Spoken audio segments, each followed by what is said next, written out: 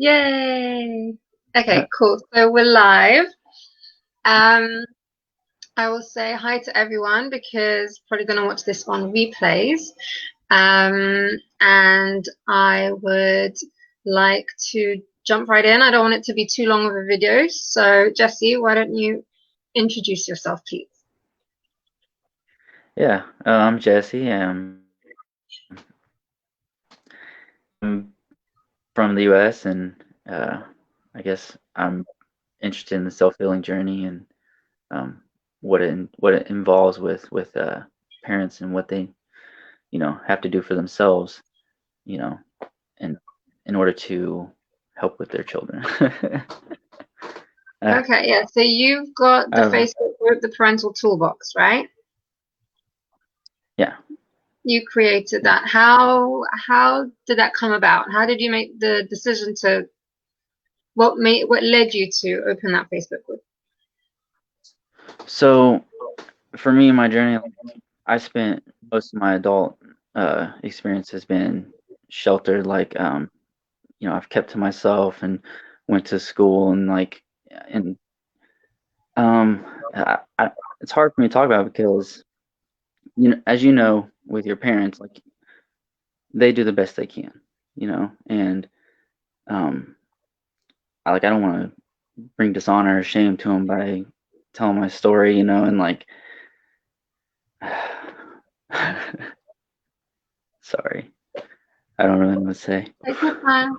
Take your time. uh, um yeah, I don't know what to say.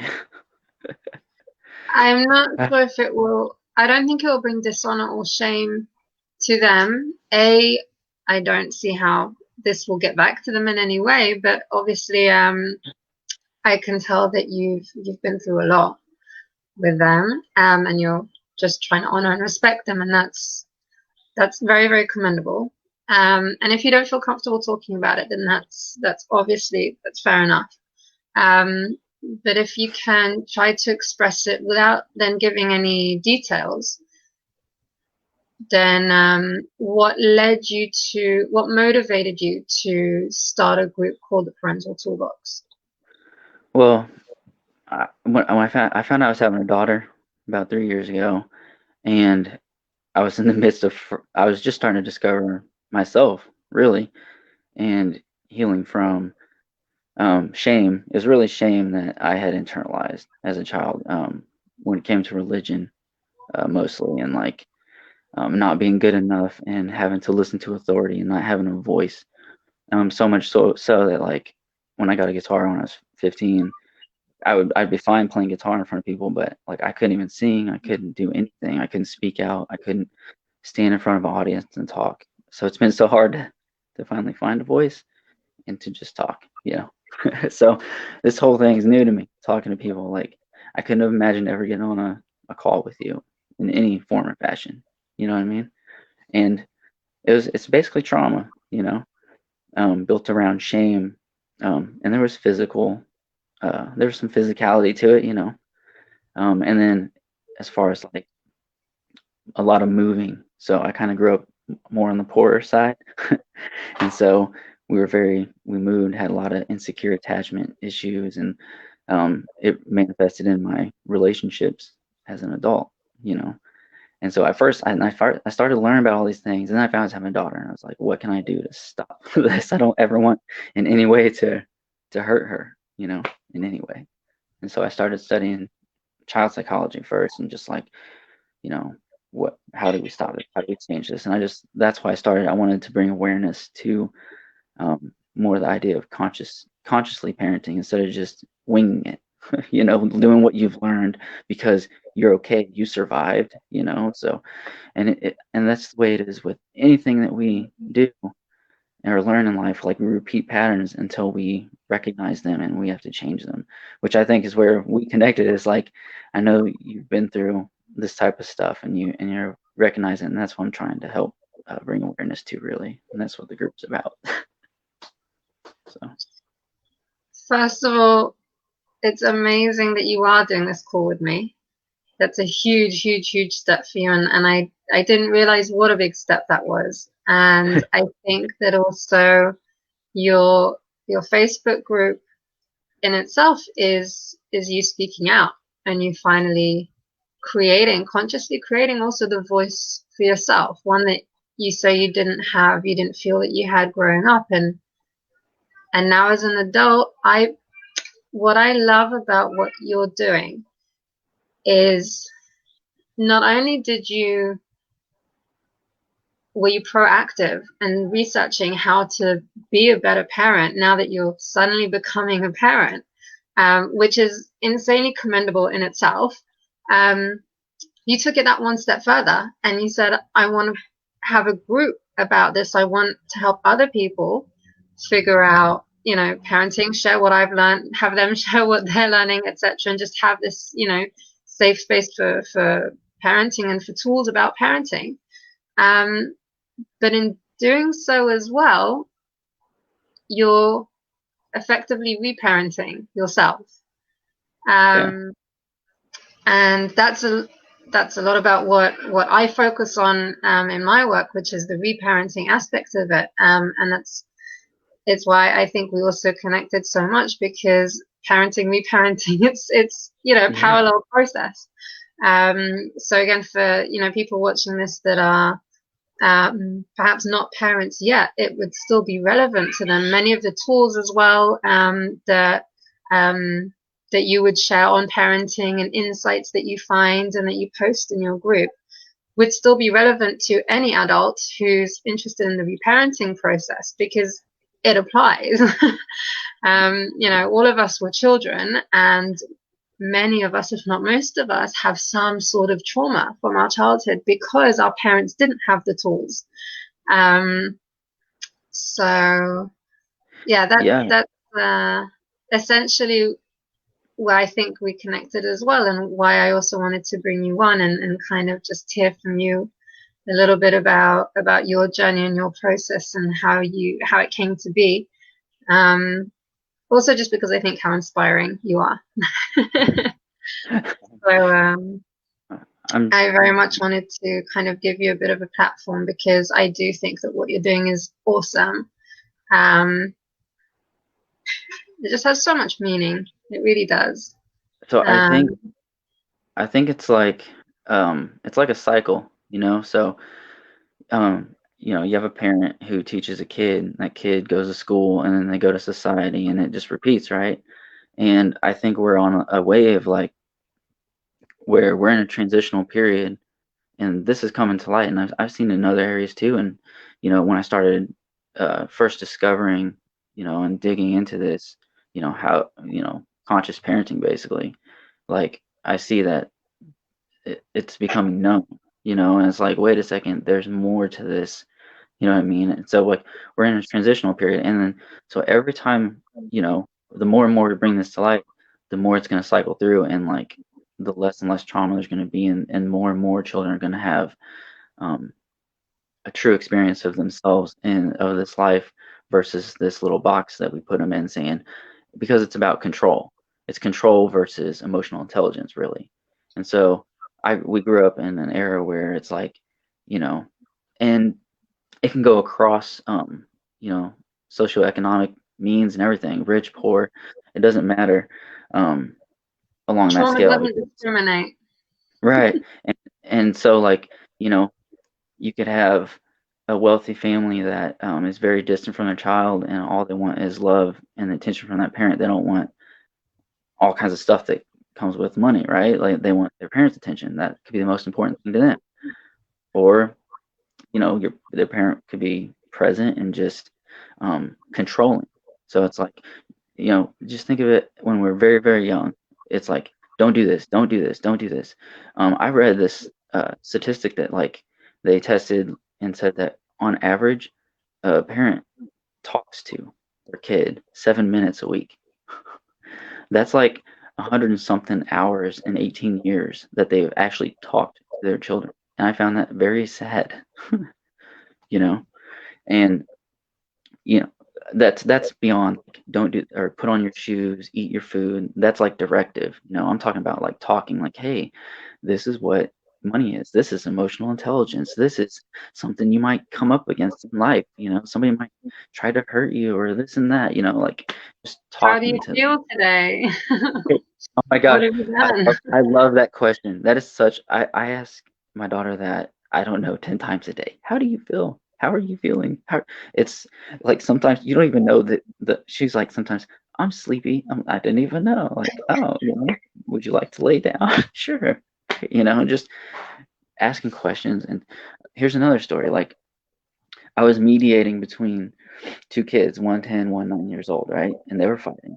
And I was like, you know, this is your brother. Don't you love your brother? And talking to him, like, what happened? And he called me this and he said this. And I was like, just mediating. And like, I just sat there and talked to him and helped them, reconnect with each other, prepare. And I'm getting ready to leave. And this kid looks at me. He says, Jesse. And I'm like, yeah. He's like, you're the only adult that's ever talked to us. And I was just like, he's 9 years old. He's went through his whole life without being heard, being talked to.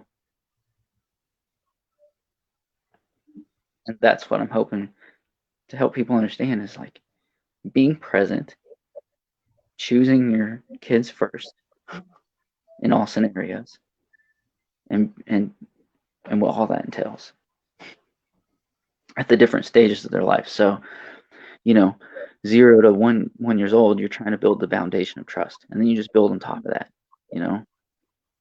3 to 5, they're learning um, security, emotional security, and then 5 and 6, they're learning that rational intelligence on top of it, the emotional intelligence on top of that, and then 6 to 9 years old, they're learning mastery. You know what I mean? They're learning how to master their emotions, things that they're starting to care about, before they go into their peer relationships. Because if you don't have that connection between you and your child when they're that young, then they start leaning on their peers too early, and their emotional connections become there, and that can set them up for so much failure. Dr. Gabor-Mate. Yeah, yeah. Well, that's where I just love where him. all those influences come from. Like this is all I'm sharing things I've learned from others that are way more, I don't know, accomplished, intelligent, admirable, just beautiful people. So I'm just sharing what's already known, really. I'm just reaching out and trying to connect with people and be like, hey, there's something to this. And I'm seeing results in my own life, and that's what I I started it because I figured if I share this and basically spread the word, like it just helps more people and it helps our world. Because what a lot of disgusting things that are happening on this world is like foundation in the home, with destructive parenting, and then it goes into school where school systems are more about control, just like in the home they want to control the kid and make sure that they meet these standards and they are this way instead of being who they are, and that's something else I think we need to change. Yep. And then there's also the religions and any kind of big institution, government, it's all control based. But yes, I definitely agree with you. But I also just want to make a point on what you were saying about the different developmental stages from 0 essentially until and all the way through childhood. Learning this stuff, I think, also really, really gives a lot of insight into your own childhood and your own behaviors. And suddenly you're like, oh my God, and you start reflecting, wait, where was I at those ages? And how did my, Yeah. surroundings and environment and my caregivers, how did that impact me? Because I'm learning that these years are seriously impactful. Like everything, like our whole mind develops, and all the wiring kind of happens in these developmental years. And when we don't have the attachment, when we don't have our needs met, it's a shit show, to lack of a better term. It's really, It really. self-destructive behavior. So I really think how powerful and insightful it is when we study child behavior. and child psychology, because I think that it's really, really important stuff to know. Um, and so, yes, what we are lacking in our education system and in our, family units, this information, this knowledge that exists but isn't shared enough. And so that's why I do what I do, and that's why you're doing what you're doing.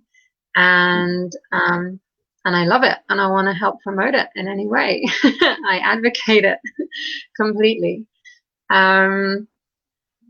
So yeah, okay. So you know what? If there was, let's wrap this up because I don't want it to be too long. I want people to, kind of Yeah. be able to have a look, and we can always come back and revisit this. But what, if there's one thing that you would like to say or like to share, and I didn't prepare you for this in advance, but is there something that you'd like to say before we end?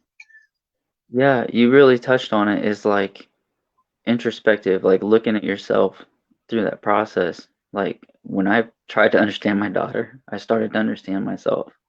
It's what got me here on this call with you. It's what got me to finally go live singing my music. It's been everything. And that's what I hope for people, is that, there's someone out there, there's millions out there that have been through all kinds of destructive parenting and social education and everything.